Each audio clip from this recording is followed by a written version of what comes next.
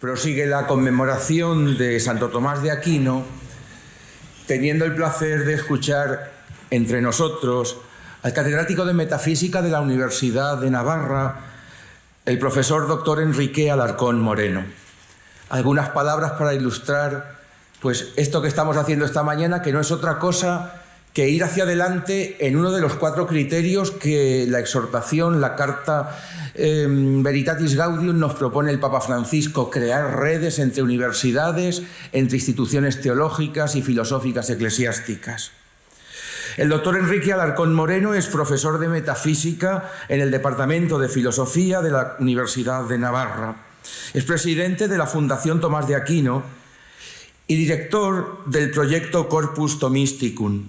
Es investigador principal del proyecto The Way of St. James and the Apostolic Tome y colabora como evaluador de proyectos de la Agencia Nacional de Evaluación y Prospectiva del Gobierno de España y también en otras agencias europeas, análogas y también americanas.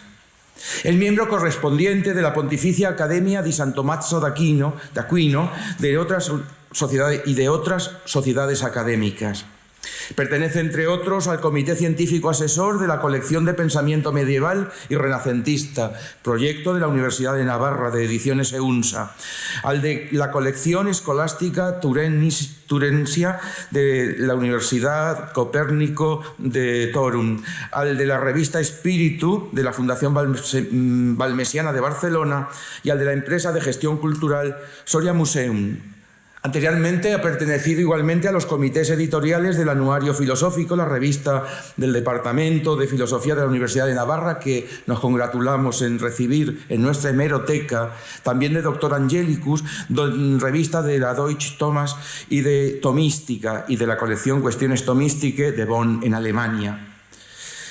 Ha sido invitado a dictar cursos y conferencias y ha realizado estancias de investigación y trabajo académico en Washington, Notre Dame, México, en Bogotá, Buenos Aires, Barcelona, Madrid, Sevilla, su ciudad natal, Zaragoza, Salamanca, Santiago de Chile, Galárate, Milán, Toruń, Cracovia, Roma, París, etc.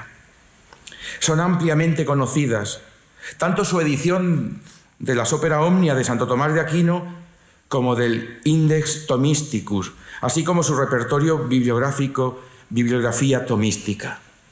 Nuestros alumnos de metodología saben muy bien que hoy no basta en la sociedad de información únicamente tener acceso a la información, sin tener quien nos presente, nos introduzca y quien desbroce la información.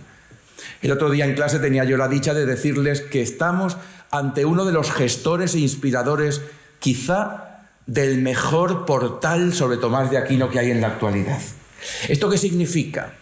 Pues que nos da paso a la ponencia de hoy, a la conferencia que escucharemos, la valencia de Santo Tomás de Aquino y la cultura contemporánea. El sabio sabe sacar de su zurrón lo nuevo y lo viejo. Y estamos ante un sabio. Yo lo puedo decir así. Sí, si usted lo dijera, no haría bien, pero que lo diga su presentador es lo propio. Como les decía, es docente de Fundamentos de Filosofía en los grados de Filosofía y de Historia y es docente de Metafísica.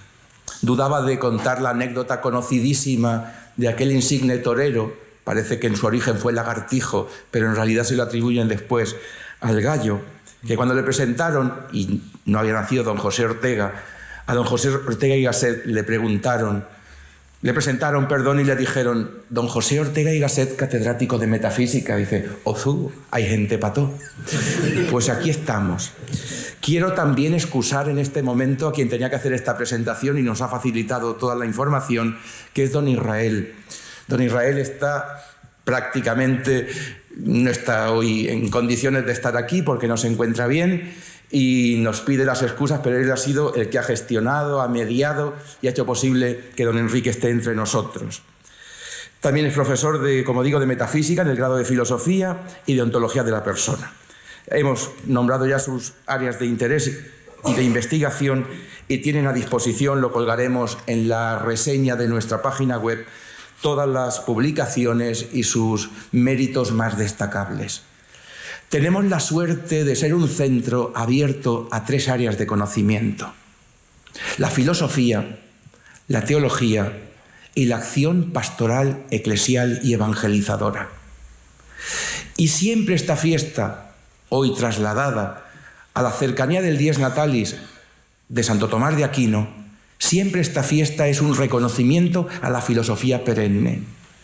También queremos sacar de lo viejo y de lo nuevo y hacer esa síntesis que nos invitaba don Sebastián en la homilía, en la celebración, de la fe y la razón, que sin duda ninguna de las dos se puede sacrificar y juntas nos pueden hacer elevar el pensamiento, mirar al cielo y servir a la tierra. Don Enrique, es su turno y agradecidísimos de que esté entre nosotros. Muchísimas gracias. Pues muchísimas gracias por la presentación y por la invitación. Me gusta mucho estar aquí en la tierra de San Leandro y San Isidoro, ilustres obispos de Sevilla, cartageneros de origen, sevillanos de adopción. Y yo me encuentro aquí entre colegas, porque yo, además de filosofía, estudié también teología. Y esa formación ha sido importantísima en mi vida profesional. El tema que me proponen para que desarrolle ante ustedes es el de Santo Tomás de Aquino y la cultura contemporánea. He oído que en Hollywood, cuando se dan clases a los guionistas, una de las reglas de oro que les recomiendan para hacer guiones de películas es que esas películas puedan seguirlas chicos y chicas de 7 años. Porque si el espectador no es capaz de seguir el guión de la película, normalmente se enfada, se siente mal. Y eso que ocurre con las películas de Hollywood ocurre también con los medios de comunicación, a partir de los cuales solemos formar nuestra visión de qué está ocurriendo realmente. Y efectivamente, la visión de las cosas que ofrecen los medios de comunicación suele ser una visión muy superficial, muy sencillita. No muestra lo que ocurre realmente. De tal manera que en los medios de comunicación no aparecen, por lo general, las corrientes de fondo que configuran la realidad. Dicho esto, voy a pasar a contarles la anécdota a las cuales me refería. Hace un año, la Unión Europea concedió el proyecto probablemente más importante de humanidades concedido ese año. Dio 2 millones de euros, que es una cantidad a la cual no estamos acostumbrados para proyectos de investigación de pocos años en humanidades. Dio 2 millones de euros para el desarrollo no de las bases de datos del futuro, sino de lo siguiente, de la siguiente generación. Y tanto las bases de datos textuales del futuro como las del siguiente se hacen sobre un banco de pruebas. El mismo banco de pruebas que se ha estado haciendo desde el mismo inicio de la aplicación de la informática a textos. Ese banco de pruebas son las obras completas de Santo Tomás. Poco después teníamos una reunión en el King's College de Londres, que como saben ustedes es una de las principales instituciones académicas del mundo. Teníamos la reunión allí, pues, en pleno centro de Londres. El centro geográfico de Londres está a las espaldas de Somerset House, un gran palacio diseñado por Wren, el que rehizo el centro de Londres después del incendio del siglo XVIII. Y allí, pues, a la izquierda está la London School of Economics, debajo está The Strand, enfrente las oficinas de la BBC. De alguna manera, eso es como el ombligo de Europa y, en cierto sentido, del mundo.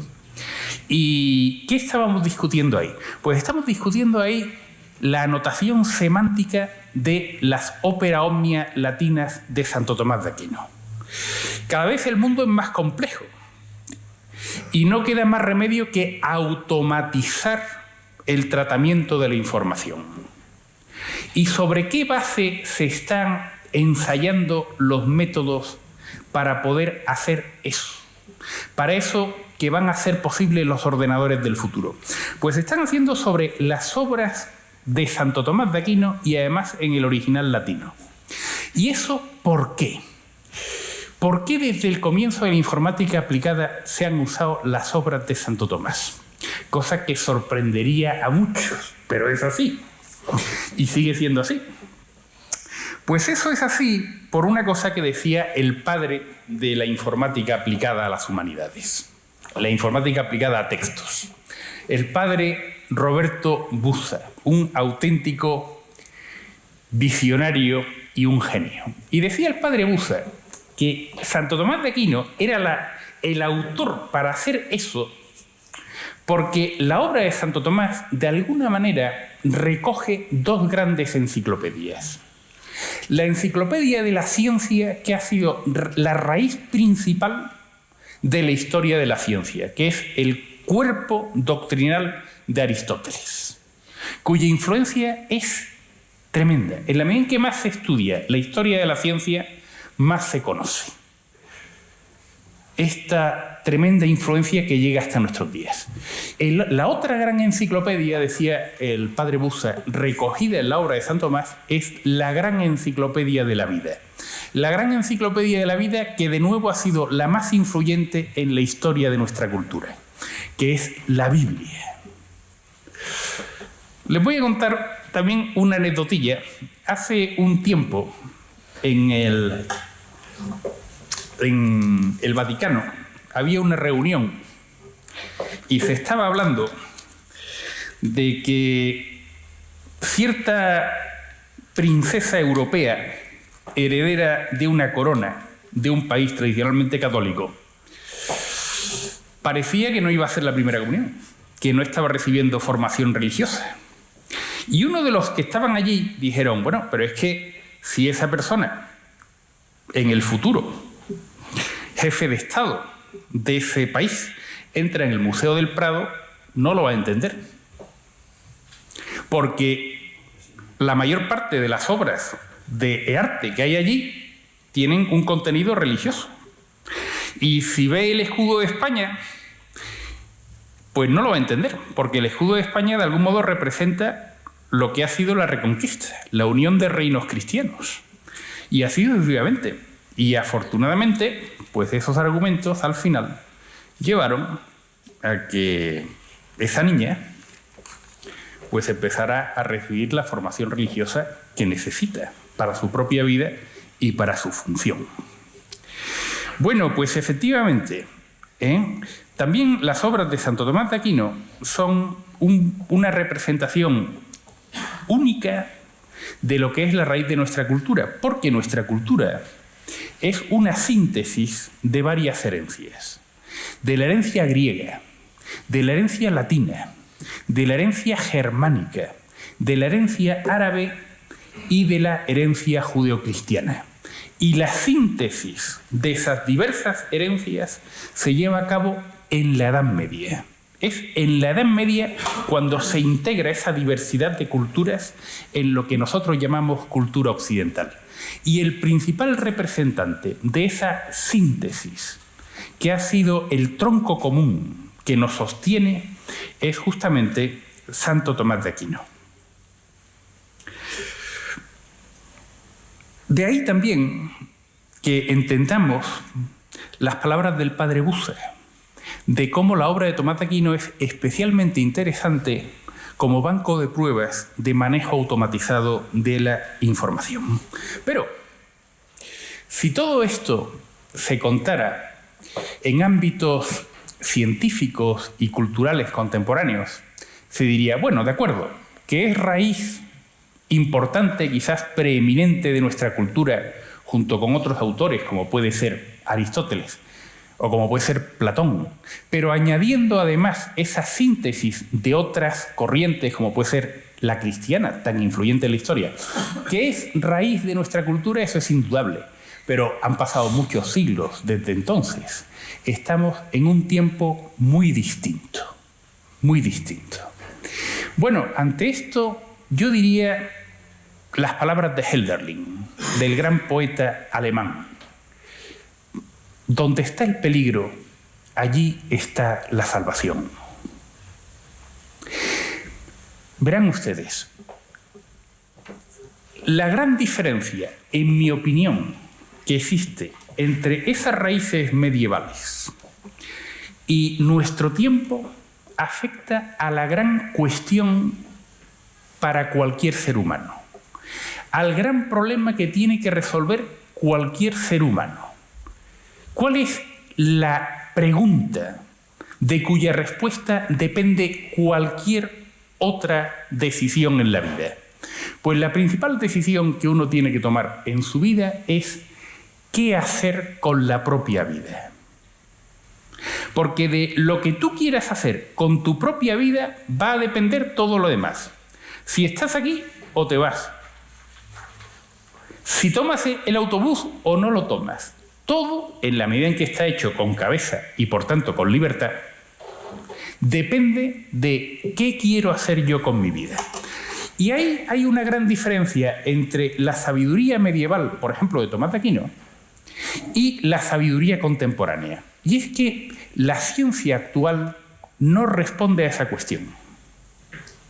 Mientras que en la Edad Media la ciencia por antonomasia era una ciencia ordenada a responder eso. ¿Qué debe hacer a usted con su propia vida? ¿Qué le conviene a usted en su vida? ¿Cómo es el mundo y, en consecuencia, cómo es la realidad y, en consecuencia, qué es lo bueno y qué es lo malo? Hace unos pocos años, mi hermana, que es muy sabia, ella sí que es sabia, ella es sabia, pues me recomendó que viera algún capítulo de una serie americana de mucho éxito que se llama The Big Bang Theory, que efectivamente es muy divertida. Entonces, el interés, en mi opinión, que tiene esa serie es que muestra perfectamente la diferencia, diría yo, la esquizofrenia que existe entre nuestros saberes más avanzados y más sofisticados y las grandes cuestiones de la vida. Porque los protagonistas saben todo lo que hay que saber sobre mecánica cuántica, o sobre matemáticas, o saberes científicos. Y sin embargo, sobre la vida no saben nada. Son como niños pequeños. Y eso es muy realista. Como escribió el gran premio Nobel de Literatura Eliot, T.S. Eliot, ¿dónde está la sabiduría que hemos perdido en conocimiento? ¿Dónde está el conocimiento que hemos perdido en información? Yo a los alumnos míos de filosofía les invito a que hagan una prueba. Háganla ustedes también. Aunque a estas alturas de la vida yo creo que todos nos damos cuenta. No nos hacen falta pruebas, pero vamos, por si acaso se puede hacer. Y yo le digo a mis alumnos que tienen unos 18 años en primero, les digo, vamos a ver, vosotros id algún día a una hora normal donde la gente no suele estar borracha, sino que esté en condiciones normales, id a una hora normal a la Plaza del Castillo, sitio concurrido de Pamplona. Y, por ejemplo, pues no sé, un domingo a la 1, ¿no? Y ved la expresión de la gente que tiene la edad suficiente para saber lo que la vida da de sí. Gente que tiene, por ejemplo, unos 50 años o 60, que ya tiene experiencia de la vida. ¿Cuál es la expresión predominante en los ojos de la gran mayoría de la gente? Claro, hay que mirar con disimulo, porque si no la gente cambia la expresión. Pero la expresión mayoritaria de las personas de unos 50, 60 años en nuestro tiempo es resignación. Bueno, esto es lo que la vida ha dado de sí. Yo hubiera querido más, pero ¿qué le vamos a hacer? Más no se puede hacer. Esto es lo que hay. De manera que uno querría haber recibido la formación para obtener una vida lograda, una vida de la cual uno pudiera estar no resignado, sino verdaderamente contento, satisfecho. Y sin embargo, ¿qué ocurre? Que en la formación que recibimos aprendemos, y está muy bien, cuáles son los ríos de la península ibérica, cómo se hace una integral, qué es una bisectriz, qué es la tabla de los elementos químicos. Todo eso es maravilloso y está muy bien, pero eso no me ayuda a las grandes cuestiones de la vida. Eso no es sabiduría. Y en cambio los saberes sapienciales, como puede ser, por ejemplo, la filosofía, o como puede ser la teología, son Marías. Ustedes saben quizás a qué se le llama las tres Marías en términos marineros. Es frecuente que las olas que llegan a la costa, pues algunas tengan fuerza y luego haya otras que tienen menos fuerza. Es normal que haya tres olas de menos fuerza y luego otra ola con más fuerza. Y a esas olitas con menos fuerza le llaman los marineros las tres Marías, recordando las tres Marías que fueron al sepulcro de Cristo. Pues igualmente los estudiantes a las asignaturas sin fuerza, a las asignaturas que no son importantes, le llaman las Marías. Y sin embargo, esas Marías son las asignaturas que intentan responder a las grandes cuestiones de la vida. ¿A qué hacer con tu propia vida? Hombre, es verdad que eso un chaval difícilmente lo va a valorar, porque todavía le falta experiencia. Decía Aristóteles que la asignatura más difícil de dar para los jóvenes era la ética, precisamente porque no tienen experiencia de la vida y por lo tanto no saben las consecuencias verdaderas de las acciones. Pero es que a los padres a los cuales le llegan las notas de sus hijos, lo que les importa ¿qué es? Pues las asignaturas importantes, pues matemáticas o física o química, y en cambio las notas que saquen en filosofía, bueno, si son ministros de educación y quieren quitar horas de esas asignaturas, quieren quitar la religión, como si eso no formara parte de nuestra cultura. Una cosa es saber, tener cultura religiosa, que es necesario para entender el mundo, igual que hay que saber algo de mitología clásica, porque eso es necesario para entender el Museo del Prado. Otra cosa es tener fe, pero la cultura hay que tenerlo, aparte de si se tiene fe o no. Pues quieren quitar asignaturas de religión, quieren quitar asignaturas de filosofía, porque parece que no se dan cuenta de lo necesitados que estamos de sabiduría para responder a esa cuestión de qué hacer con la propia vida. Y en ese sentido, Santo Tomás de Aquino tiene mucho que decir. Tiene mucho que decir porque justamente era un sabio. Pertenecía a esa época histórica donde los saberes por antonomasia eran los saberes más importantes para la vida real, no para construir automóviles, no para construir máquinas, que está muy bien y hay que hacerlas, sino para algo más importante, para que tú puedas vivir una vida mejor. Porque en eso consiste lo bueno. ¿Qué es lo bueno? Lo que mejora nuestra vida. ¿Qué es lo malo? Lo que empeora nuestra vida.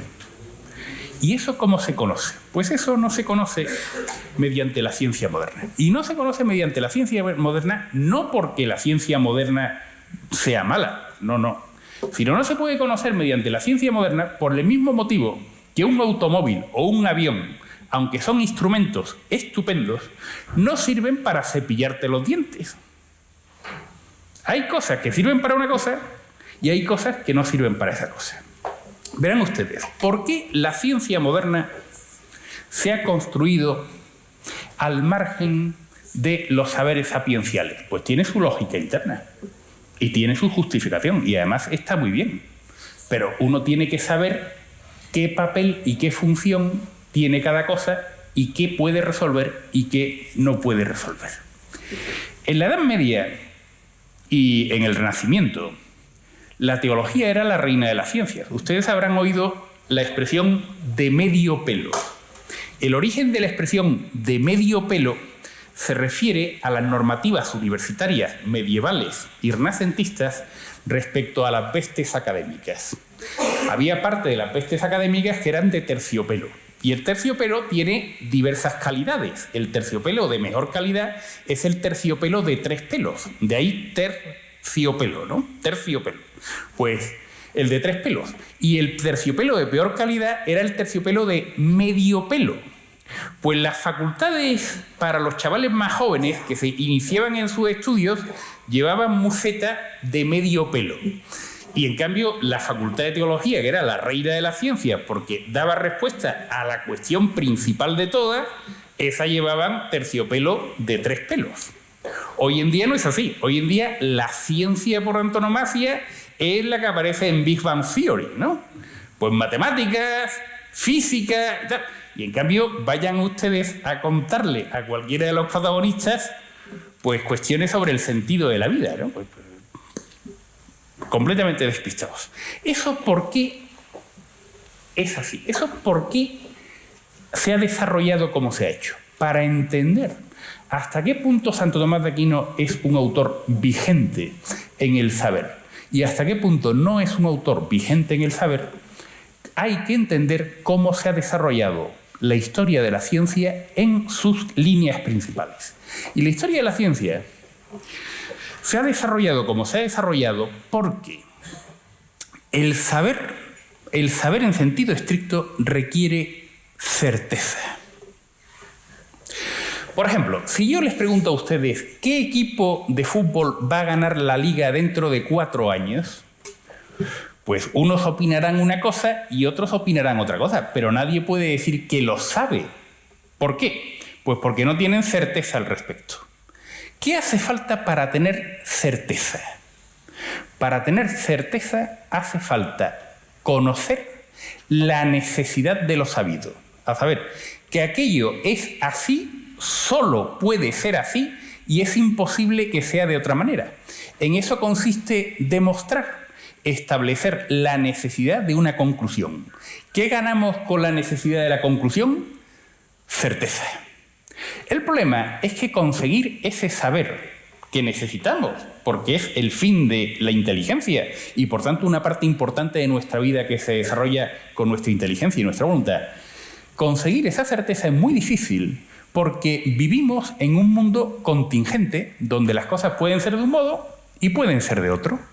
Por tanto, a lo largo de la historia, los seres humanos hemos ido desarrollando estrategias para acercarnos en la medida de lo posible a la necesidad y a la certeza.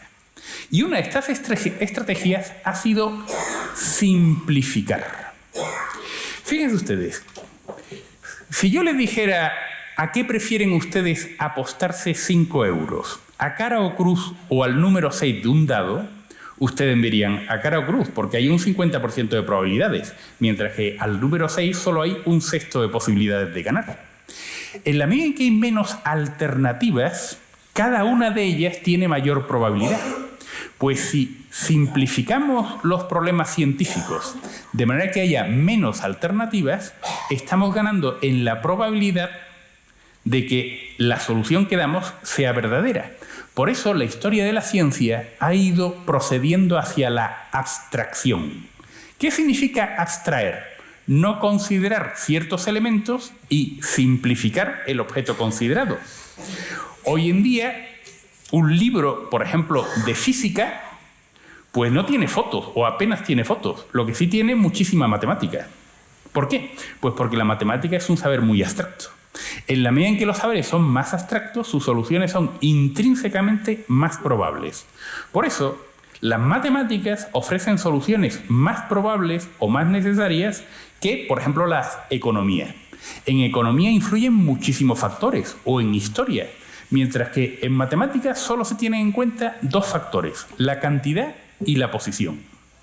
La ciencia ha procedido por abstracción para ganar en probabilidad y así acercarse a la certeza.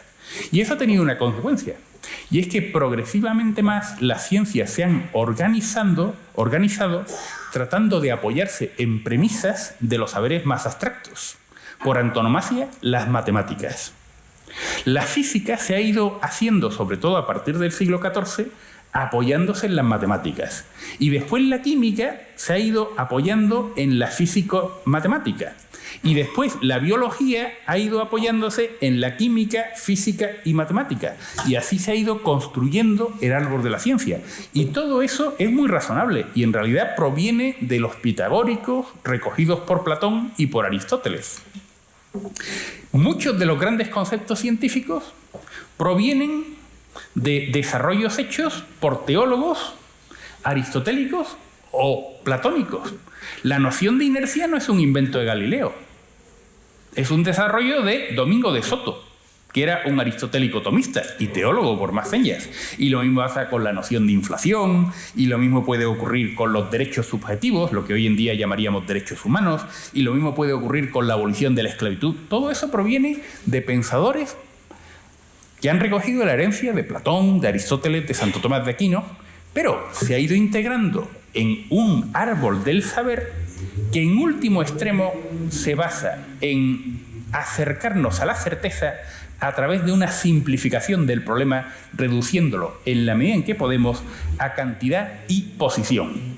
Una matematización del saber. Y eso ha conseguido logros extraordinarios.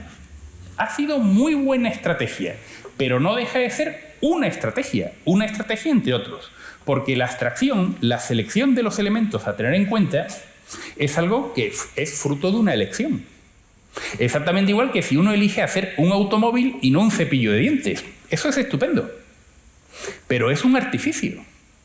Y uno tiene que saber para qué te sirve esa estrategia y para qué no te sirve.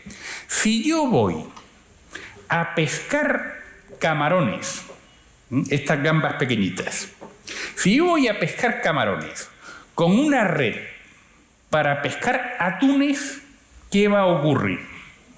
Pues que puedo echar 800.000 veces la red al agua y nunca voy a sacar ni un solo camarón, porque se va por los agujeros. Y puedo decir, los camarones no existen, porque he echado 800.000 veces la red al agua y nunca aparece ni uno. Y dice, hombre, claro, con esta red, imposible. Pues lo mismo puede ocurrir respecto al bien, respecto a la belleza, respecto al yo, respecto a tantas cosas. Si yo uso una metodología abstracta que solo tiene en cuenta la cantidad y la posición, pues lógicamente con eso la belleza al final va a ser una reacción química cerebral, porque la reacción química cerebral la puedo medir a base de cantidad y posición, pero la belleza no. Eso es lo que en filosofía llamamos el lecho de Procusto. Procusto era un gigante que aparece, por ejemplo, en la vida de Teseo de Plutarco, un gigante malvado que solía invitar a pasar la noche en su cueva a los caminantes que iban por un camino. Y entonces les daba de comer muy bien y luego les invitaba a dormir en un lecho que tenía. El problema es que si el caminante era muy alto y sobresalía del lecho, entonces Procusto le cortaba las piernas. Y si era bajito, pues entonces lo estiraba para que cupiese justo en el lecho. Cuando se piensa que solo existe lo que yo tengo en cuenta, que solo existe lo que tiene cantidad y posición, estoy haciendo igual que el gigante Procusto. Entonces, si usted quiere construir un avión, hace muy bien en emplear la físico-matemática. Pero si usted quiere responder al problema de qué hacer con la propia vida, la físico-matemática no le va a dar respuesta. Tiene usted que emplear otra metodología, otro saber. ¿Y cuál es la raíz común de todos los saberes? Pues es también la raíz de toda certeza. Verán ustedes, en química, en física, en matemáticas, en cualquier ciencia, todo razonamiento descansa en una premisa. Esa premisa es que solo es lo que es y es imposible que además de lo que es, también se dé lo que no es. O sea, lo que se llama el principio de no contradicción. ¿Por qué de unas premisas obtengo yo una conclusión? Porque si no, caería en contradicción. Y la contradicción es imposible. Lo contradictorio no puede darse. ¿Y por qué no puede darse? No puede darse porque hay realidad, hay una única realidad, y lo que no es alternativa de lo que es. Si además del ser pudiera darse la nada, entonces podría haber contradicciones. Algo podría ser y también no ser.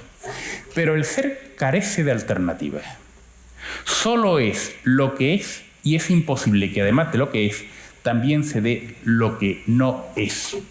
Por eso la ciencia de lo que es, la ciencia del ente en cuanto ente, sigue siendo la ciencia primera. La nada no es una alternativa. Y por eso hay verdad. Porque la verdad es lo adecuado a lo que es. Y por eso hay bien, lo que queremos que sea. El fundamento de la verdad, el fundamento de la certeza, de la necesidad. Lo que presta necesidad a la conclusión, el fundamento del objeto de la inteligencia es el ser. Y en último extremo, eso ocurre porque todo proviene de Dios y todo se asemeja a Dios. Y Dios es lo máximamente real. Dios es el ser puro subsistente. Verán ustedes, nosotros, los seres humanos, somos animales, racionales, pero animales. Y por tanto, tenemos que ir resolviendo los problemas más urgentes. Los problemas más urgentes son no las verdades eternas. No digo lo más importante, estoy diciendo lo más urgente. No, los problemas más urgentes es ir resolviendo los problemas cotidianos. Por tanto, nuestra inteligencia va adquiriendo costumbre de pensar conforme a lo que suele ser el objeto cotidiano de sus preocupaciones. Tengo que tomar el autobús, tengo que hacer la comida, tengo que lavar la ropa, etcétera, etcétera. Y nuestra visión de la realidad, poco a poco, va haciendo la visión de las cosas que nos rodean. De tal manera que lo más real parece que es lo que ven nuestros sentidos, lo que tocamos con las manos. Esto es real. Y sin embargo, lo que mejor conocemos y lo más real en nuestra vida, que es nuestra vivencia íntima, lo que pensamos, lo que queremos, lo que es nuestro yo, eso que no vemos, que no tocamos, parece como si fuera una especie de fantasma. Y sin embargo, ¿qué cosa hay más cierta que lo que conocemos con nuestra inteligencia, que lo que queremos con nuestra voluntad? Esto podría ser así o podría ser de otro modo. Los sentidos conocen a base de cambios físicos, de influencia en nuestros órganos, y por tanto siempre son objetos que podrían ser de otro modo, como todo lo que es móvil, como todo lo que cambia. Por eso los sentidos tienen conocimientos siempre contingentes. Los sentidos nunca dan certeza. ¿Qué es lo que sí puede dar certeza? Pues aquello que es capaz de conocer el ser, aquello que es capaz de conocer lo real en tanto que real, y no solo un modo de ser contingente. Y eso es la inteligencia. La inteligencia sí que puede saber. Y puede saber porque puede alcanzar certeza. Pues aquí, en ese carácter radical que tiene el conocimiento de lo real, que es el fundamento de la verdad, es el fundamento de la certeza, y es el fundamento también de ese fin de la voluntad, que es asegurarse lo que uno quiere que sea. En eso Santo Tomás tiene mucho que decir, porque Santo Tomás es por antonomasia el sabio del ser como acto. De hecho, Santo Tomás es el autor que ha fundamentado una visión de la realidad, donde están integradas diversas raíces culturales que forman parte de nuestra vida, y donde está integrado toda una enciclopedia del saber y toda una enciclopedia de la vida, lo ha fundamentado todo en la ciencia del ser. Y una ciencia del ser no conforme a una visión, digamos, animal, de sensaciones, que pueden ser verdaderas o pueden ser falsas, sino conforme a un conocimiento intelectual, conforme a un conocimiento racional. Por eso Santo Tomás sigue siendo muy importante para la fundamentación de la ciencia. Hoy en día, de alguna manera, estamos ante una tesitura. O vamos por la vía de la sensación, de lo placentero, de lo aparente, de lo conveniente en cada caso. O vamos por una vía de relativismo, o vamos por una vía de verdad, de conocimiento, de certeza. En cierto sentido, eso responde al tipo de vida que uno quiere llevar. Si uno quiere llevar una vida agradable, animal, pues uno se moverá en un mundo de sensaciones. Una de esas verdades de fondo o problemas de fondo que no están todavía en el candelero público, pero que se va a plantear dentro de no muchos años, es que ahora mismo grandes compañías químicas están desarrollando sustancias parecidas a las drogas, pero que no hacen daño físico. De manera que vendrían a ser como el soma de Un mundo feliz de Huxley. Sustancias que producirían una sensación de euforia y que no harían daño físico y por tanto no estarían prohibidas por la ley. Con lo cual, dentro de los años se va a plantear el problema de ¿qué quiero yo? Yo quiero una vida de animal que consigue una sensación que es falsa, que no obedece a la realidad, pero que es muy agradable, o yo quiero conseguir bienes reales. Posiblemente muchos de nosotros hemos visto la película Matrix, que es como una versión moderna de la caverna de Platón, ¿no? Hay un personaje en Matrix al cual se le hace una propuesta, que es que se olvide de una realidad profunda, difícil, y viva una realidad ficticia, pero muy agradable. Todos sabemos que refugiarse en una sensación agradable, huyendo de la realidad de las cosas, no es una elección humana.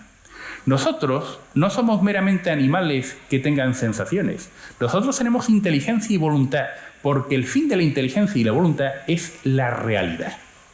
En último extremo, porque el fin de la inteligencia y la voluntad es Dios, que es la realidad por antonomasia, lo máximamente real. Si uno se refugia en la vida animal, pues uno no vive una vida auténticamente humana. Y para ese conocimiento del conjunto de la realidad basado en ese fundamento que es el ser, que es la raíz de la acción de Dios en el mundo creadora, para eso Santo Tomás de Aquino es el autor por antonomasia. Esto requiere un buen conocimiento filosófico y también un buen conocimiento teológico. Verán ustedes, San Agustín dice que cuando a él le preguntan qué hacía Dios antes de crear, siempre responde lo mismo, dice San Agustín. Yo siempre les digo que Dios antes de crear imaginaba látigos para azotar a los que hacen preguntas estúpidas. Porque antes de la creación es un tiempo antes del tiempo. Y no hay tiempo antes del tiempo. La nada no es un estado de las cosas. Ustedes imagínense que dijeran, mire usted, 2 y 2 es igual a 4 o bien buruburu. Ah, ¿y buruburu qué es? Nada. Pues si no es nada, tampoco es una posibilidad. La nada no es una posibilidad.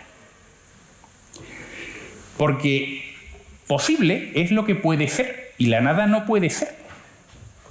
El ser es único. Solo hay realidad y no puede haber nada además de realidad. Pues eso, los padres de la Iglesia, sobre todo los que tenían formación filosófica, como San Agustín, lo tenían muy claro. Santo Tomás de Aquino lo tenía clarísimo. El problema llega con el Islam, porque para el Islam Dios ha dictado a través de un ángel el Corán, literalmente. Por eso en el Islam traducir el Corán está mal visto. Por eso el árabe se extendió con el Islam. Había que aprender árabe para poder leer el Corán, porque esa es la palabra de Dios literalmente dicha.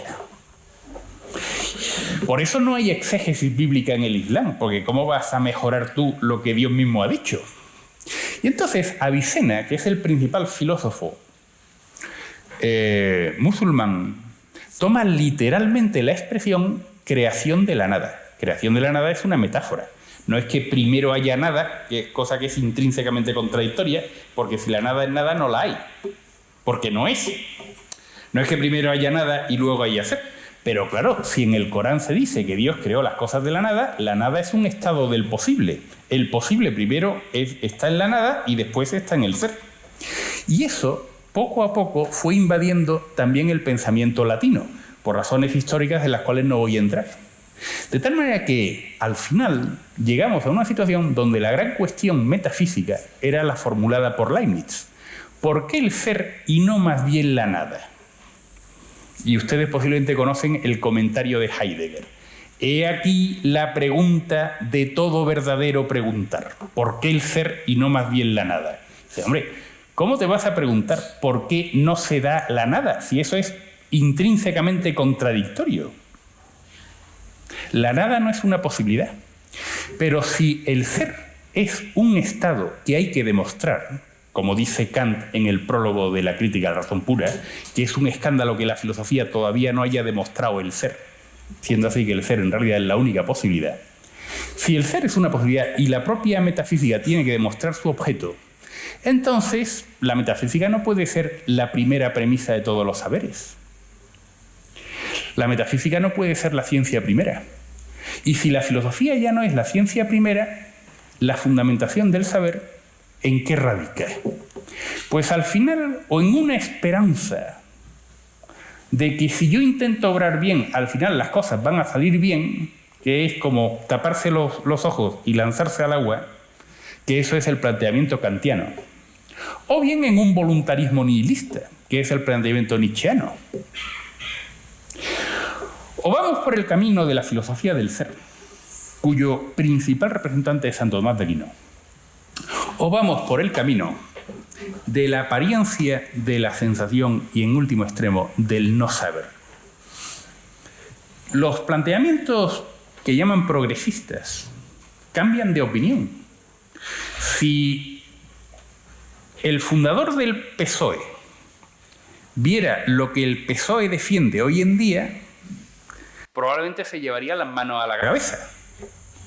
Y si los señores del PSOE dentro de un siglo vieran lo que defienden los señores del... O sea, si los de ahora vieran lo que defienden dentro de un siglo, pues posiblemente se llevarán las manos a la cabeza. ¿Por qué? Pues porque en último extremo son posturas progresistas cuya fundamentación es el bien futuro, pero no el conocimiento presente. La naturaleza, la índole de las cosas no es tan importante como lo que yo considero que me va a venir bien en el futuro. Pues los planteamientos progresistas, los planteamientos de raíz ilustrada, no se basan en el conocimiento de la índole de la realidad, sino en un supuesto futuro, que a la hora de la verdad nunca llega porque siempre va cambiando, como en Esperando a Godot. Y los planteamientos nihilistas de raíz nietzscheana todavía peor, porque lo importante es más lo que yo quiero que lo que las cosas son y realmente lo que es bueno para mí o lo que no es. En este tiempo, volver al realismo es volver al bien verdaderamente humano, atender a la índole real de las cosas, tratar de ver, pese a nuestras limitaciones, cómo el fundamento del saber y la certeza estriba en el ser de las cosas. Hay muchas personas que piensan que Santo Tomás de Aquino y el realismo que representa por antonomasia es una cosa del pasado, que hoy en día lo que hay que hacer es reinterpretar, opinar, no atenerse a lo que dice un texto, sino a la interpretación actualizada del texto. No a cómo son las cosas, sino a lo que conviene en cada momento. Piensan que por eso Santo Tomás de Aquino ha ido siendo abandonado progresivamente. Pero eso también es una postura que no responde a la realidad. Verán ustedes, en el año 2012 la Biblioteca Nacional de España cumplió 300 años de existencia. Y hice un trabajo para la Biblioteca Nacional de España sobre qué se estaba publicando en el ámbito de la filosofía, al cual me dedico yo. Y para ello tomé 4 autores representativos. De la Edad Antigua, Aristóteles. De la Edad Medieval, Santo Tomás. De la Edad Moderna, Kant. Y de la Edad Contemporánea, escogí Wittgenstein. ¿Cómo ha ido variando el número de publicaciones filosóficas en cada uno de estos 4 autores? Fíjense ustedes que cuando se habla de filosofía contemporánea, no se habla de lo que piensan los filósofos contemporáneos, sino que se habla de las corrientes filosóficas que han tenido su origen en el tiempo contemporáneo. Y esto es una falsedad. La filosofía contemporánea, como la física contemporánea, como la matemática contemporánea, es lo que la mayor parte de los profesionales consideran verdadero en aquel momento. ¿Y eso dónde se mide? Eso se mide no en la mayor o menor novedad del origen de cada doctrina, sino se mide en lo que se publica. Pues bien, ¿sobre qué autores se publica más? Pues sobre todo sobre Aristóteles y sobre Kant. ¿Y cómo se incrementan o disminuyen cada uno de estos 4 autores de esta época? El número de publicaciones. Pues mucha gente pensaría que sobre Santo Tomás de Aquino, especialmente después de los años del Concilio Vaticano II, prácticamente han desaparecido las publicaciones. O han disminuido muchísimo. Eso no es así. Si uno atiende a las grandes bases de datos bibliográficas, el incremento de publicaciones sobre un filósofo contemporáneo, Wittgenstein, ha sido 0. Es decir, más o menos se publica el mismo número de libros, artículos sobre Wittgenstein hoy en día que hace 50 años. Sobre Aristóteles y sobre Kant ha habido un crecimiento que llamamos natural, es decir, el mismo crecimiento que ha habido del número de publicaciones. Más o menos un 9% anual. Y sobre Santo Tomás de Aquino, desde 1962 al año 2012, lo que fue el tiempo que hice yo el estudio, el incremento de publicaciones fue del 18% anual. 18% anual. Es decir, el ritmo de incremento medio de publicaciones sobre Santo Tomás de Aquino en esos 50 años fue el doble que sobre Aristóteles o sobre Kant. Bueno, esto es muy ilustrativo. Lo que pasa es que ese incremento de publicaciones, hasta hace algunos años, fundamentalmente se daba en el ámbito de la filosofía, no de la teología. Pero en estos últimos 15 años se ha ido produciendo un cambio también en el número de publicaciones teológicas. Lo digo yo porque yo soy quien dirige la base de datos Bibliografía Tomística, que es la segunda base de datos, la segunda recopilación bibliográfica más extensa de la historia dedicada a un autor, y en este caso dedicado a Tomás de Aquino. Pues en teología, el cambio que se ha ido produciendo respecto a Santo Tomás de Aquino es que cada vez se ha caído más en la cuenta de algo que ha estado ignorado durante mucho tiempo. Y es que para Tomás de Aquino, igual que para cualquier pensador de su época, el estudio de la teología sistemática era un estudio introductorio respecto a la sabiduría más profunda. ¿Y cuál es esa sabiduría más profunda? La sabiduría contenida en la Sagrada Escritura. Un maestro en teología del siglo XIII era un magister in sacra pagina. Si ustedes leen el prólogo de la Suma Teológica, verán que ahí Santo Tomás dice, bueno, esto está para quienes se inician en el estudio de la teología. Cosa que uno dice, ¿cómo que quien se inicia? Pues la Suma Teológica para quien se inicia hay que saber muchísimo. Hombre, para quien se inicia en el estudio de la teología, porque a partir de esta preparación usted va a entender la Sagrada Escritura. Usted va a entender los comentarios bíblicos. Usted va a poder llegar a ser magister in sacra pagina, porque ahí está la palabra de Dios, ahí está la sabiduría divina, por antonomasia. Ahí están las verdades de fe divina y católica.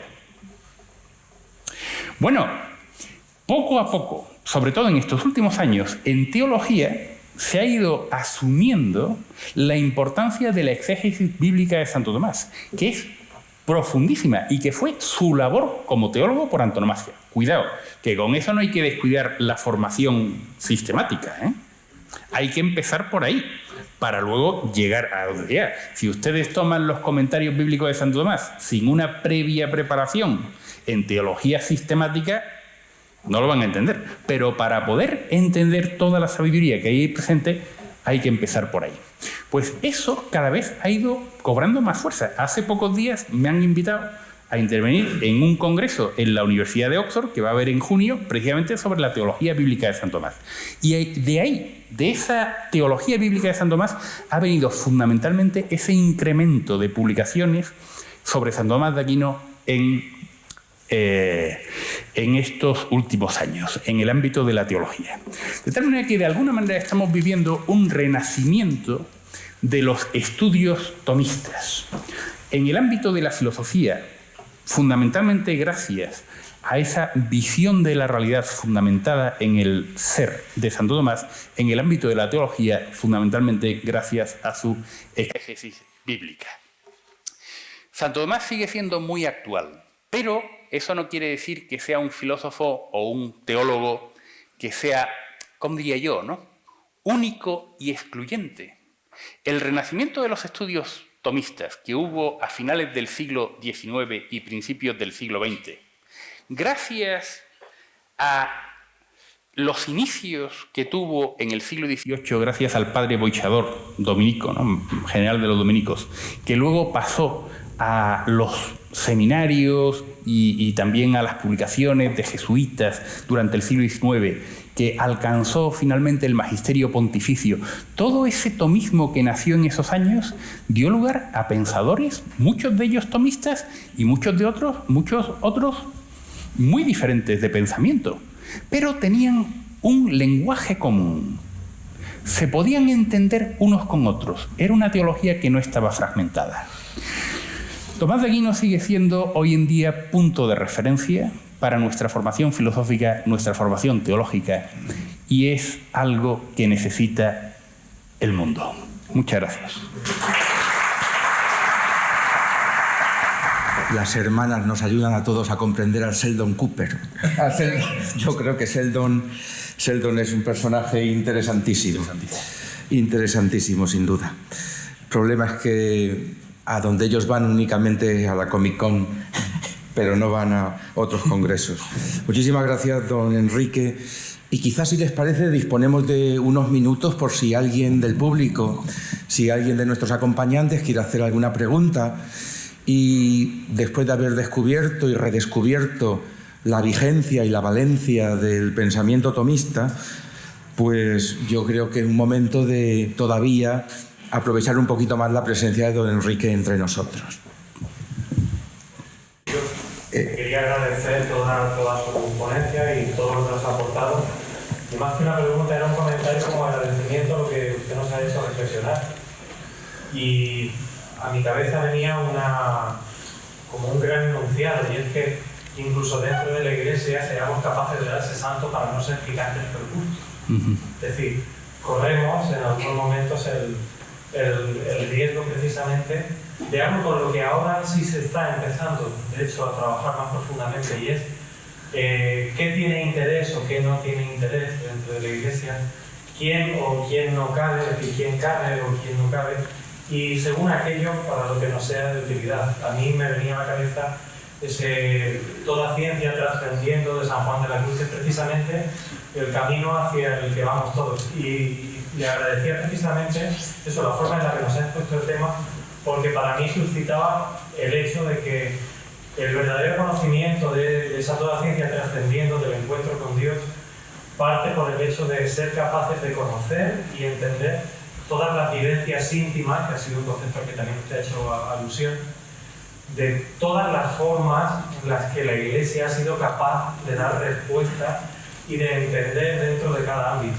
Estamos en una realidad, este centro y este día, en el que, por ejemplo, en el centro somos 5 departamentos, pero es que además los alumnos suelen hablar entre los filósofos y los teólogos, pero es que además hay varios seminarios, pero es que además hay varios centros teológicos en Murcia. Es decir, al final es una suma de vivencias íntimas que hace que en ese camino común hacia la toda ciencia trascendiendo, solamente ahí seamos capaces de conocer y reconocer la realidad conjunta, con lo cual me alegra mucho lo que usted ha dicho, porque creo que ese trabajo, que muchas veces lo vemos desde las ciencias experimentales hacia las ciencias humanas, también muchas veces se puede producir dentro de la propia Iglesia y dentro de las propias ciencias humanas, ¿no? Así que le agradezco mucho todo lo que usted nos ha hecho reflexionar.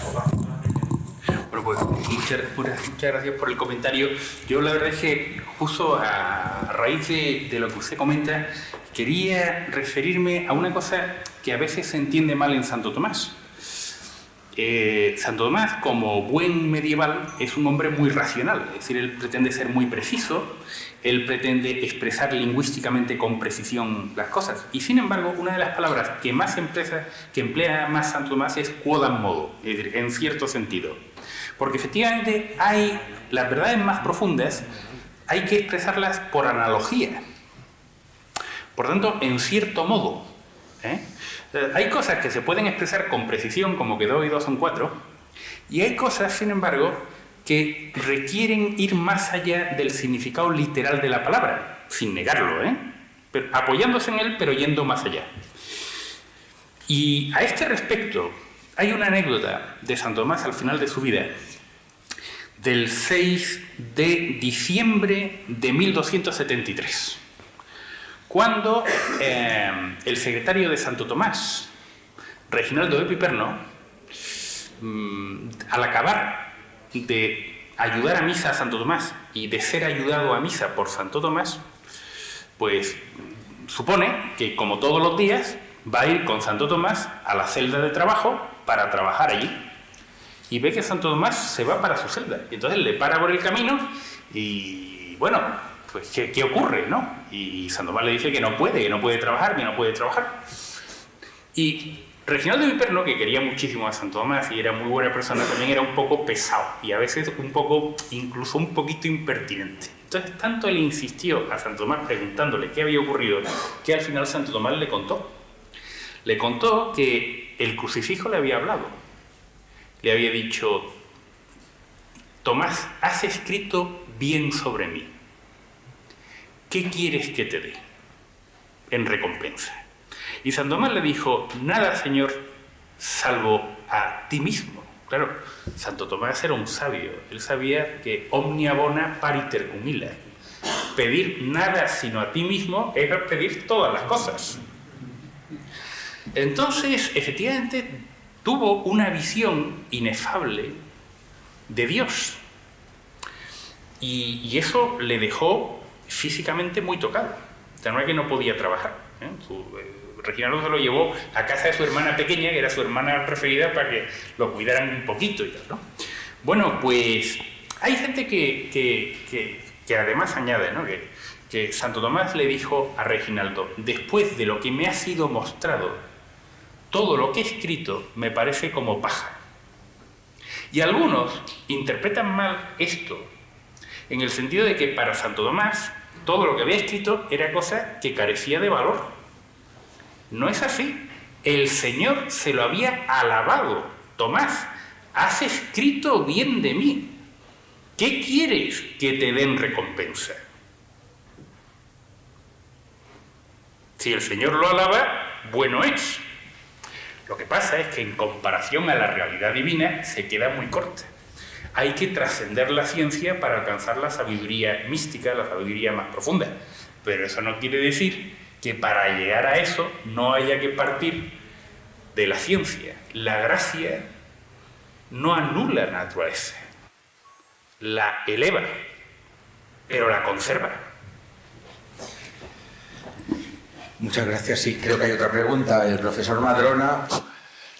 Era preguntarle, al hilo del comentario que ha hecho usted de que próximamente asistiría a un simposium en Oxford, me interesaría saber qué clase de resonancia está teniendo ese incremento de interés en los estudios tomistas, pero fuera del ámbito católico, sí, por su alusión a Oxford. Sí. ¿Qué está pasando, por ejemplo, en el ámbito anglicano, en el ámbito protestante, etcétera? Esa era la pregunta. Pues muy buena cuestión. Vamos a ver, yo solo puedo responder en lo que yo conozco. Lo que yo conozco. Y claro, yo soy filósofo, me dedico fundamentalmente a filosofía, pero también es verdad que en la base de datos bibliográfica procuro ir recogiendo todo lo que se publica sobre Santo Tomás. Pero bueno, eso no, todos los que nos dedicamos a labores bibliográficas sabemos que ninguna bibliografía es exhaustiva. Entonces, ese incremento de estudios sobre la exégesis bíblica de Santo Tomás hoy por hoy fundamentalmente tiene lugar en el ámbito católico. más que en ámbitos de otras confesiones. Pero no quiere decir que no haya autores de otras confesiones, y en ese sentido me parece que el anglicanismo es muy importante para recoger esas publicaciones sobre Santo Tomás. Yo, de hecho, pienso que que algunos de los ámbitos donde más se publica sobre Santo Tomás es en ciertas ramas del anglicanismo. Y por eso tiene sentido también que este congreso pues tenga lugar en Oxford, ¿no? Porque de alguna manera el anglicanismo siempre se ha considerado así. Bueno, el anglicanismo reúne posturas muy diversas, pero hay buena parte del anglicanismo que se considera a sí mismo una vía media que es católica pero no romana. Y en ese sentido a ellos les interesa mucho la comunión con el pensamiento ortodoxo y con el pensamiento católico. Y ahí Santo Tomás es muy importante. De manera que efectivamente en Oxford hay un buen número de pensadores anglicanos o protestantes que recogen la herencia de Santo Tomás. Y de hecho algunos de ellos se convierten. Yo me estoy acordando ahora de personas como pueden ser los principales discípulos, los discípulos predilectos de Wittgenstein, cuya principal enseñanza universitaria fue en Oxford, ¿no? Me estoy acordando de Elizabeth Anscombe, que luego fue catedrática en Cambridge, y de Peter Gitch, que luego fue catedrático en Leeds, pero los dos fueron los albaceas de Wittgenstein y desde luego Anscombe, pues posiblemente la intérprete más autorizada. Y ellos dos, cuando eran estudiantes universitarios, que fue donde se conocieron, se hicieron novios, eso acabó en un matrimonio, además con 7 hijos. Por cierto, hago un inciso. Cuando el presidente Macron dijo no hace mucho que ninguna mujer culta tenía 7 hijos, yo me acordé de Elizabeth Anscombe, catedrática de Cambridge, albacea de Wittgenstein, discípula predilecta de Wittgenstein, y digo, pues compare usted la cultura de Elizabeth Anscombe, madre de 7 hijos, con la cultura de usted, señor Macron, que de luego no conoce a Anscombe y posiblemente tampoco a Wittgenstein, ¿no? En fin, cierro el inciso, también porque mi madre tuvo 7 hijos, ¿no? Entonces, claro, a mí que no me tomen a mi madre, ¿no? Un poco de orden. Bueno, pues en fin, después de darle este cachete a Macron, que me he quedado a gusto, pues volviendo a la cuestión. Pues ellos dos al principio la formación religiosa que tenían pues era limitada y yo realmente no sé de qué confesiones venían, si es que acaso la tenían. Pero ellos mientras eran discípulos de Wittgenstein, que por cierto me contaba a mí Elizabeth Anscombe que hacían manitas debajo de la mesa, era una mujer excepcional, Bueno, pues empezaron a leer a Santo Tomás y leyendo la Suma Teológica de Santo Tomás se hicieron católicos. Entonces, es verdad, o sea, hay pensadores que vienen de otras confesiones y que gracias a la lectura de Santo Tomás pues llegan al catolicismo, ¿no? Entonces, la influencia desde luego es mucho mayor entre los católicos. En otras confesiones es un tema que yo conozco menos, pero sí sé que por lo menos en el anglicanismo hay una influencia importante, por lo menos en cierta rama del anglicanismo. Perdón. Bueno, luego pues también estoy pensando ahora en Plantinga, ¿no? Que es calvinista, pero sin embargo tiene una influencia de Santo Tomás muy importante. Yo tuve ocasión de conocerlo, estuve algún tiempo trabajando en la Universidad de Notre Dame y bueno, él, digamos, sus principales interlocutores eran filósofos tomistas como McInerney, por ejemplo, Ralph McInerney, gran tomista, y McIntyre, ¿no? Todavía estamos a tiempo de una pregunta que hay por el final, que otra ahora se calientan, ¿verdad? ¡Qué bien! ¡Qué maravilla! También profesor de filosofía de nuestro centro. Sin cámara, por favor, que si no luego... Muchísimas gracias, don Enrique, por la conferencia. Ha sido, bueno, espectacular. He disfrutado como un enano. Los que tenía aquí al lado han tenido que estar soportando los comentarios que iba haciendo por Bajini, pero gracias de verdad. Decirle que ciertamente jugamos en casa, es decir, usted este partido lo ha jugado aquí en casa, todos estamos pues realmente en esta misma onda, en la onda filosófica, teológica, etcétera. Pero ahí me sugiere tengo un malestar, no malestar por dentro, pero sí una cuestión ahí. Todo esto, la mayoría aquí somos pastores y los que no son pastores son profesores que también pastorean, otros son catequistas, etcétera. Todo esto del realismo, que es una necesidad imperiosa, ¿cómo llevarlo al ámbito en el que estamos, donde ha ganado terreno esa nada, donde ha ganado terreno toda esa utopía, todo eso posible, todo ese progreso, donde vemos que pues a los jóvenes nada más que se les plantea el futuro y solo es hacia lo futurible, a los mayores incluso le hemos ganado porque nada más que es la mejora de las pensiones, a los trabajadores la mejora del puesto, y siempre en esos futuribles que no sabemos si llegará o no llegará. Este realismo tomista que nosotros aquí en casa lo sabemos y lo tenemos, ¿cómo extrapolarlo? Sé que recetas no hay, pero creo que si nos diera algunas intuiciones nos podría ayudar. Muchísimas gracias. Hacemos todas las preguntas a la vez, hay 4 palabras pedidas y el profesor contesta haciendo una pequeña síntesis, ajustándonos al horario. Gonzalo, alumno de primero. Yo quería preguntarle acerca de que usted, como conocedor que es de la figura de Santo Tomás, ¿cómo dialogar en el sentido etimológico de la palabra, ¿no? Usando la razón? Va un poco en colación de la pregunta de don Antonio José. Con una sociedad que todo lo pasa bajo el filtro de lo sensitivo, de la sensibilidad, ¿cómo poder dialogar con ella, eso, presentando la figura de Santo Tomás, usando la razón estrictamente? Gracias. Don José León también tenía una pregunta, profesor de Antropología Teológica. Parto de una anécdota de hace 4 o 5 días explicándole a unos niños de catequesis la creación, cuando llegaron a decir que Dios nos creó hombre y mujer, un niño se nos enfadó, porque acababan de explicarle en el colegio que podía ser lo que quisiera. ¿Qué tiene que aportar la antropología de Santo Tomás, realista, para poder entender en realidad lo que somos y la grandeza que tenemos? ¿Alguna pregunta había también? Pues su turno. Sí. Bueno, entonces, para contestar, me refiero a 2 cosas. Por un lado, respecto a cómo llevar el realismo a la gente y cómo dialogar con la sociedad.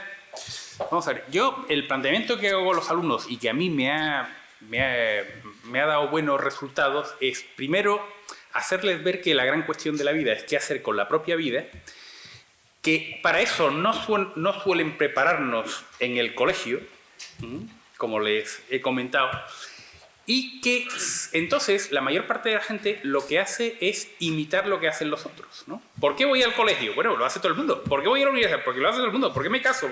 ¿Por qué compro un coche? Entonces, si ustedes, les digo a mis alumnos, o si vosotros hacéis lo que hace la mayor parte de la gente, acabaréis donde acaba la mayor parte de la gente. ¿Y dónde acaba la mayor parte de la gente? En la frustración, en la resignación, en que, bueno, la vida ha dado esto de mí, ¿qué le vamos a hacer? Bueno, y ahora ya, ¿por qué la gente suele acabar ahí? Pues la mayor parte de la gente lo que busca, lo que identifica como felicidad, es fundamentalmente lo placentero. De manera que la imagen de felicidad que tiene la gente es una especie de estado de euforia. Hombre, porque viven una vida guiada sobre todo por la sensación, por el estado de ánimo, en último extremo por la apariencia. Entonces, cuando se busca fundamentalmente el placer en cualquiera de sus acepciones, desde el bienestar hasta la euforia, es impepinable acabar en la frustración por un motivo. Y es porque nosotros, los seres humanos, tenemos más deseo de placer que capacidad de placer. Por ejemplo, a mí me encantan los bombones de chocolate. Si a mí me regalan 40 cajas de 1 kilo de bombones de la mejor cualidad, el primero está riquísimo, el segundo, el tercero, el sexto ya empieza a estar un poco pastoso. El número 24 no me sabe a nada. Yo querría que el número 24 me supiera exactamente igual que el número 1. Querría, pero no puedo, porque tengo más deseo de placer que capacidad de placer. El gusto se estraga. Al envejecer se va perdiendo la capacidad, los recursos para conseguir placer son limitados, por 1000 razones no podríamos tener todo el placer que querríamos. Con lo cual, al final, ¿qué queda? La resignación. Si ustedes siguen lo que hace la mayor parte de la gente, pues van a acabar donde acaba la mayor parte de la gente. Con lo cual, hay que pararse a pensar. Y piensen ustedes, A la cuestión de ¿qué hago yo con la propia vida? La única respuesta inteligente es lo que más me convenga. ¿Y qué es lo que más le conviene? Pues lo que más mejore su vida. ¿Y cuál es la parte principal de la propia vida? La parte principal de la vida no es el sitio que uno ocupa, el espacio físico, ni es la vida vegetativa, el metabolismo. Quiere decir, está bien, pero eso no es lo principal de la propia vida. Ni tampoco es propiamente las sensaciones, porque las sensaciones van y vienen sin que dependan de nosotros. Ahí no estamos actuando nosotros. Ahí no somos libres, no depende de nosotros, no. La parte principal de nuestra vida, la que más importa mejorar, es allí donde realmente vive nuestro yo. ¿Y dónde vive nuestro yo? Donde actúa él. No donde le pasan cosas, sino donde actúa él, que es en lo que piensa y en lo que quiere. Por tanto, ¿cuál es la mejor vida humana? La mejor vida de la inteligencia y de la voluntad. De lo que tú piensas, de lo que tú quieres, de eso depende fundamentalmente tu vida. En último extremo, lo que más mejora la vida es el objeto de la inteligencia y el objeto de la voluntad por antonomasia. La inteligencia lo que busca es la verdad, y la voluntad lo que busca es lo bueno. Por tanto, tú tienes que preocuparte de qué es lo que va a mejorar tu vida interior, la vida de tu inteligencia y tu voluntad.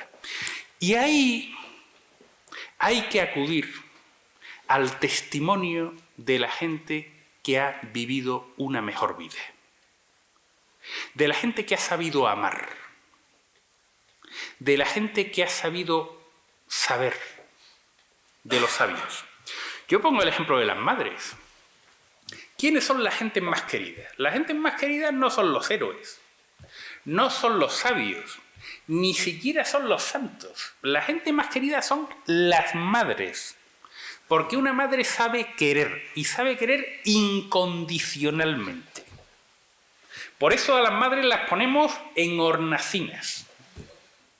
Aunque haya gente que luego no le dé valor. Claro, yo le digo a mis alumnos, si el feminismo consiste en que las mujeres hagan lo mismo que también puede hacer un hombre, pues menudo feminismo. Hombre, feminismo de lo que solo puede hacer una madre. Vamos, lo que solo puede hacer una mujer. Y eso por antonomasia es ser madre. Ahí los hombres no podemos hacerlo.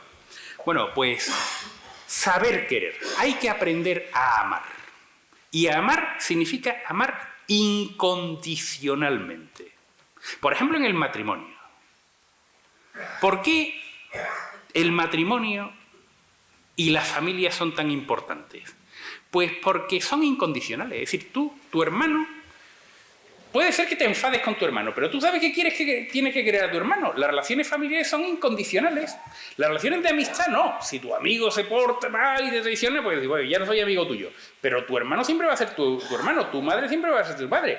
Por eso una relación familiar como es el matrimonio tiene que ser incondicional. Si no, el matrimonio, en lugar de convertirse en una relación familiar, y además el origen de la familia, se convierte en una relación de amistad. Y entonces sí, si te portas bien estoy contigo y si no me largo. ¿Por qué el matrimonio tiene que ser indisoluble? Porque es una relación familiar. ¿Por qué es tan importante que sea familiar? Porque si no, no sabes amar. Porque amar es amar incondicionalmente. Fíjense ustedes, el primer mandamiento de la ley de Dios. Amarás a Dios por encima de todas las cosas. ¿Qué significa eso? Pues lo amarás a pesar de todas las cosas. No porque te da caramelos. Para mejorar tu vida tienes que aprender a amar incondicionalmente. ¿Y qué puede ser amado incondicionalmente? Aquello que solo es bueno. Por ejemplo, los bienes éticos. Los bienes éticos no tienen alternativa. No es como decir, ¿qué me compro? ¿Un Inocron o un Montblanc? No. La verdad tienes que decirla. Los bienes hay que amarlos incondicionalmente. Las personas son intrínsecamente valiosas. Porque es más real lo que una persona es, incluso que las cosas que hace. Las cosas que hace son transitorias. Lo que es, por eso incluso a un criminal hay que quererlo y querer su bien. A las personas hay que amarlas incondicionalmente. Al bien ético hay que amarlo incondicionalmente. Y a lo que solo es y no puede no ser, a la plenitud de la realidad, que es Dios, hay que amarlo súper incondicionalmente. Hay que aprender a amar para mejorar la vida. Y hay que aprender a saber para mejorar la vida. Y saber es saber lo verdadero y necesario. Por eso siempre buscamos el porqué. ¿El porqué? Pues porque las cosas que son contingentes no se bastan a sí mismas para saberlas. Bueno, ¿y esto por qué es así cuando podría haber sido de modo? Y el porqué último tiene que ser necesario. La raíz de toda certeza, de toda verdad conseguida en su intrínseca necesidad, está en último extremo en lo necesario. Que en lo que conocemos los seres humanos es el ser participado. Las cosas son lo que son y no son lo que no son. Pero su verdadera raíz, como podemos deducir a partir de las cosas que conocemos, es el ser puro subsistente, que es Dios, que es la fuente de toda verdad y de toda certeza. La verdad que ilumina a todo hombre. Eso es lo que va a mejorar tu propia vida. La gente se pone a estudiar por ahí a santones hinduistas. Y se dice, pero si usted tiene aquí a San Juan de la Cruz, a Santa Teresa de Jesús, usted lo ha leído. Usted... Es lo que ocurre. Verán, ¿por qué, pienso yo, esto es mi opinión, ¿por qué la sociedad se ha descristianizado? Fundamentalmente por un motivo, y es que la gente piensa que Dios no va a mejorar su vida. Se la puede complicar, pero mejorarla no. El único momento en que la gente acude a Dios, bueno, la gente, mucha gente, acude a Dios es cuando Dios sí puede mejorar su vida, que es en temas importantes que no dependen de Él. Cuando hay un partido de fútbol, un accidente, un peligro, entonces Dios sí puede mejorar mi vida. ¡Ay, Dios mío, ayúdame! ¿Qué es lo que tendríamos que hacer mejor los cristianos? Mostrar que Dios mejora tu vida, porque te enseña a saber, te enseña sabiduría y te enseña a amar. Y esas son las dos partes principales de la vida. Bueno, con eso respondo respecto a qué papel juega el realismo, cómo dialogar con la sociedad y tal igual. Respecto al tema de la antropología, ¿no? Hombre, vamos a ver. Uno puede funcionar como un avestruz. Meter la cabeza debajo del suelo, no mirar y hacer como decía Unamuno, de cada 10 españoles, 9 embisten y 1 piensa. Bueno, la verdad es que todos los ilustrados siempre han sido un poco arrogantes, ¿no? Pero bueno. Porque era el que pensaba. Claro, era el que pensaba. Entonces, pero es verdad, es decir, pues uno puede dedicarse a gritar, y dice, bueno, un momento, párate a pensar. Miren ustedes, si la naturaleza de las cosas no fuera importante, habría que quitar las facultades de medicina. ¿Para qué necesita usted una facultad de medicina si, en último extremo, que algo funcione así o funcione de otro modo depende de lo que usted quiera?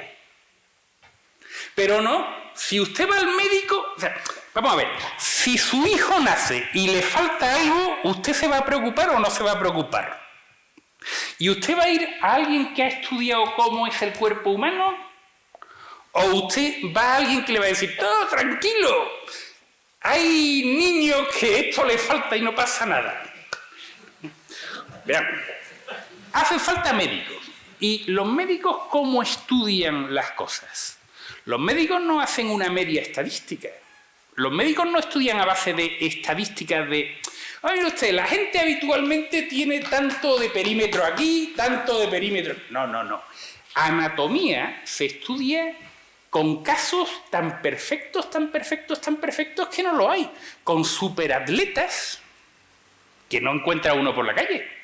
Incluso los mayores atletas, los mayores deportistas tienen sus defectillos.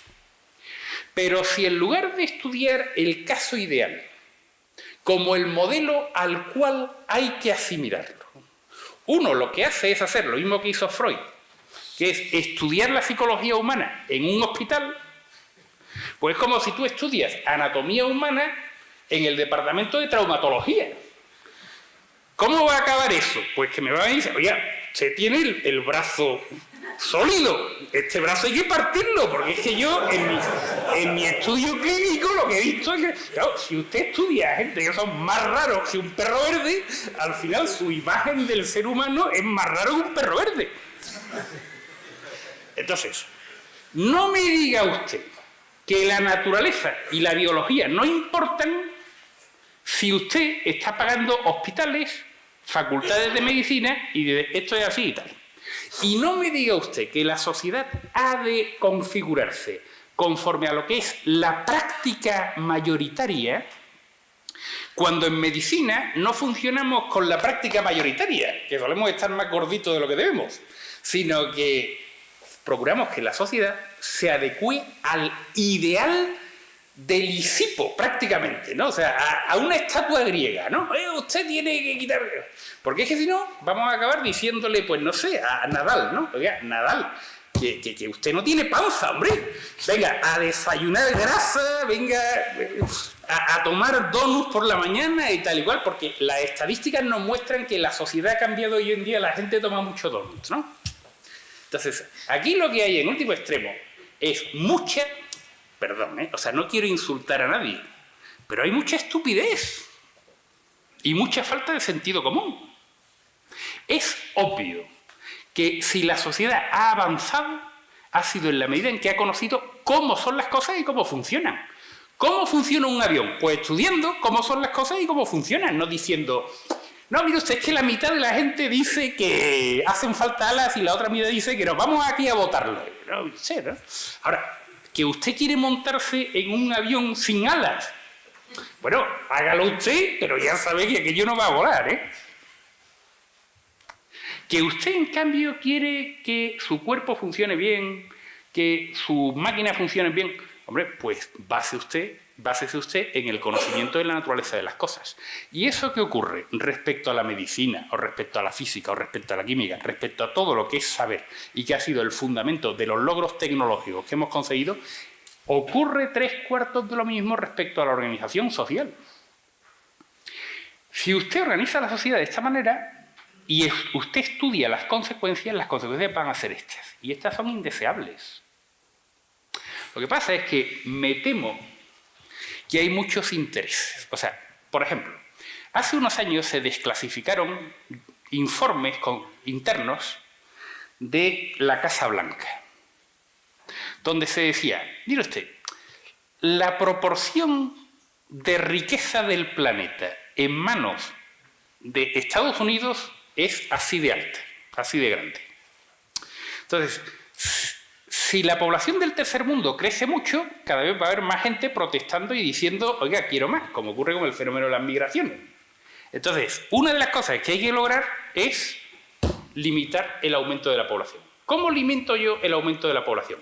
Extendiendo el uso de los anticonceptivos, y para eso hay que separar el sexo de la procreación, olvidarse de la familia, de los valores familiares, de la maternidad, fomentar un feminismo liberado.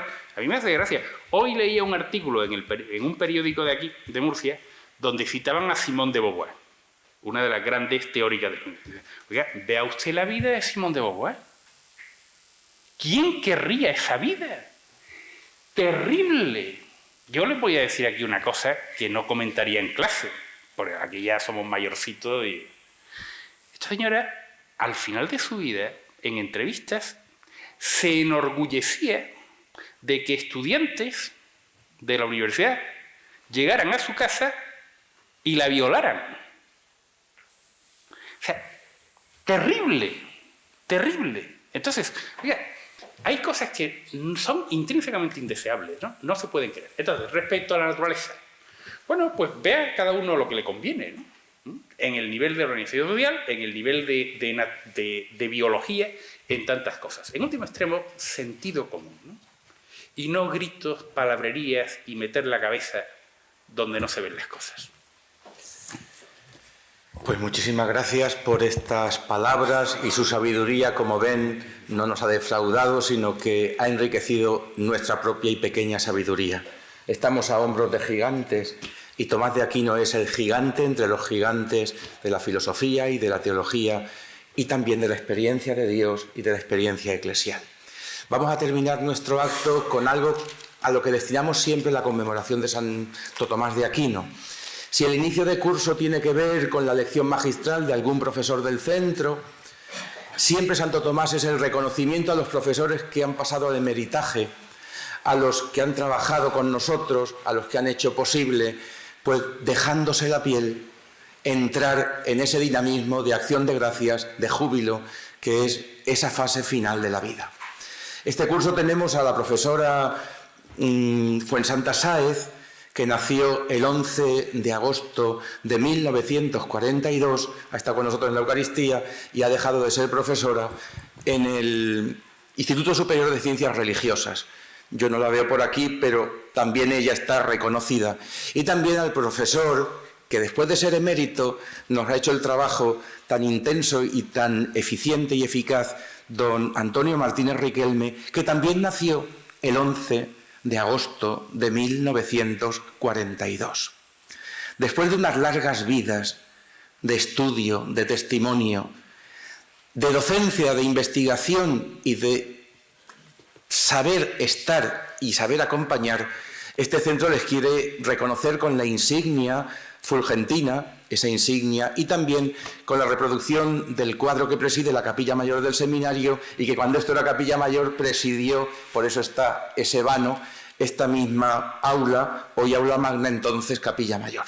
Pues yo les pido, si Fuensanta no la veo porque tiene ataques de timidez, pero creo que en la comida sí estará. Pero le pido por lo menos a don Antón que se acerque, que vamos a hacer esa entrega de la insignia.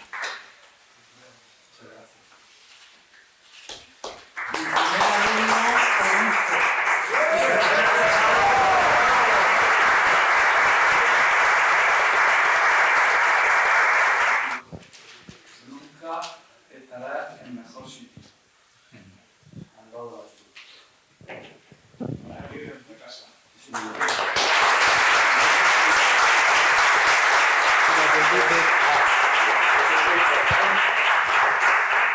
Llegar y besar el santo no es tan fácil. Digo que si me permite unas palabras de agradecimiento,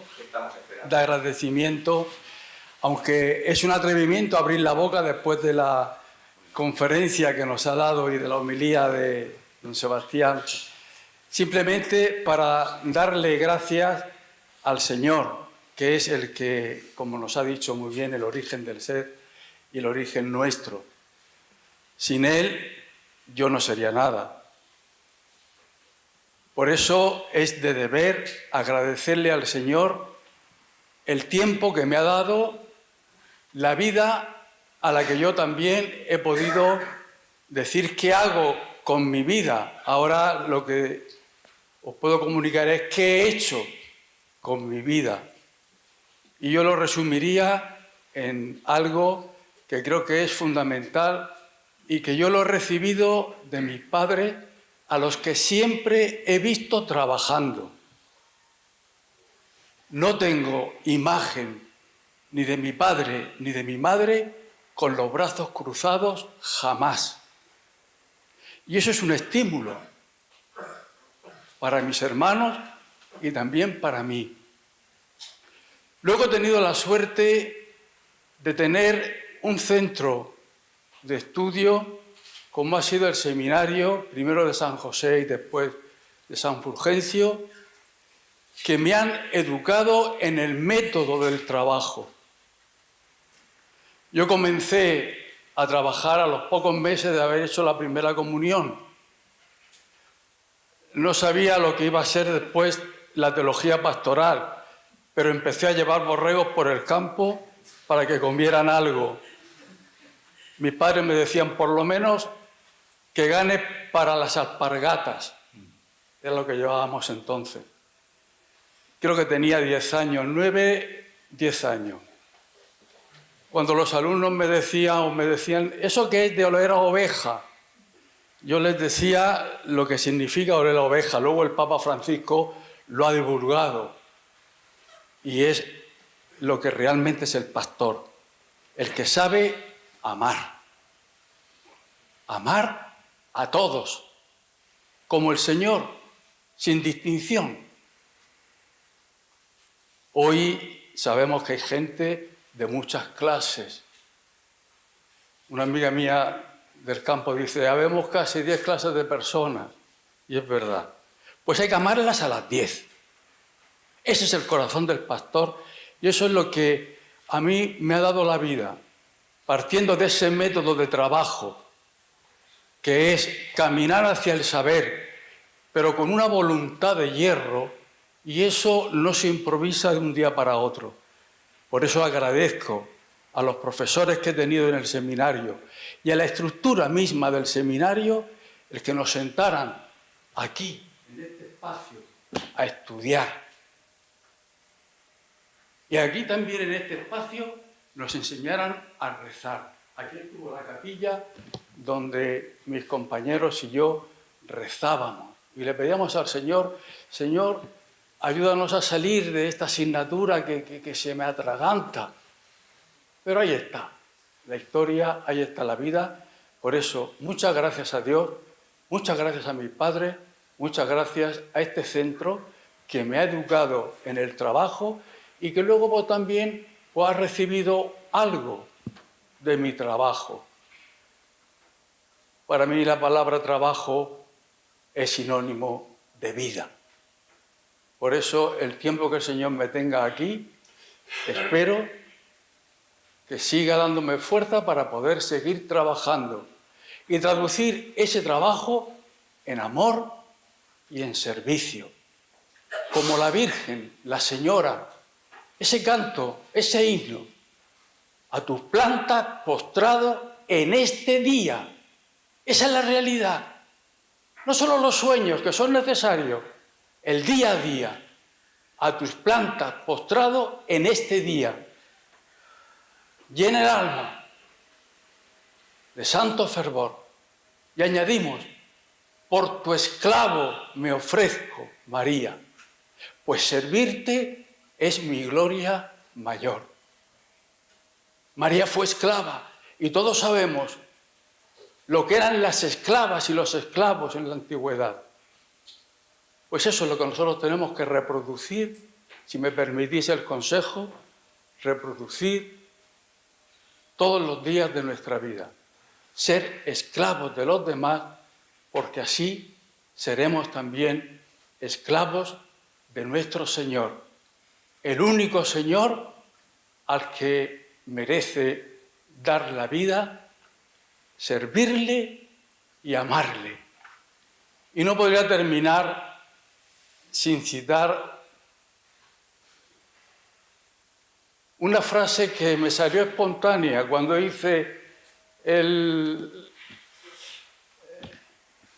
estampita o ese díptico de las bodas de oro. Son 50 años de ministerio, mucho para agradecerle al Señor. Y alguien me dijo, pon algo tuyo. Ponía el texto de San Pablo, de la Eucaristía, pon algo tuyo. Y me salió espontáneo, junto a la firma o el autógrafo. Y ahora, pues ahora, bajo la ayuda y el amparo de María, Reina de los Corazones, a seguir amando más y a seguir sirviendo mejor. Me salió espontáneo, pero luego me di cuenta que es la síntesis que San Pablo VI, entonces Pablo VI, hizo para mostrar lo que la Iglesia hoy, en el Concilio Ecuménico Vaticano II, había aprendido. En este concilio, la Iglesia ha aprendido a amar más y a servir mejor. Porque el Señor nos ayude a todos, los que formamos parte de esta iglesia de Cartagena, de esta iglesia local en la que todos estamos embarcados, que el Señor nos ayude a dar a nuestro mundo, al que es, no al que nos gustaría que fuera, al que es, dar nuestra vida amando más y sirviendo mejor. Muchas gracias.